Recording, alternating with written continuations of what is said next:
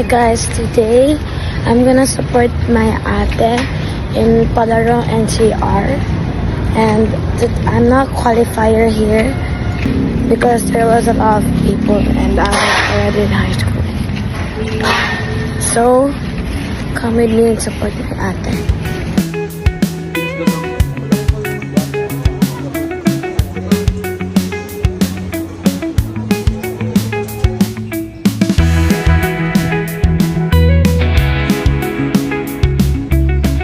Right now, my ate is gonna split the 100 free. I'm gonna cheer her, and I hope she wins. Winners of event number 4. 100 meters freestyle girls secondary heat 2.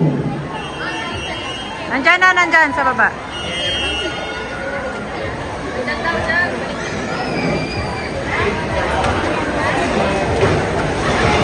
Lane 1, Bardon Atasha of Pasa. Lane 2, Valerie of Vestinias. Lane 3, Valencianes and Miguel of Caloocan. Go, Sai! Go!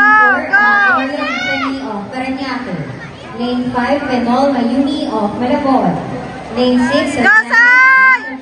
Go, Sai! Lane 7, Nequeron Go! of Parañaque. And Lane 8, Go, Macamis Sai! Manson of Mandaluyong. Woo! Go, Sai! Yan, Sai! Go! Go, Sai! Go! Go! Go! Yan na, Sai! Paabutan ka na! Go, ate! Ano?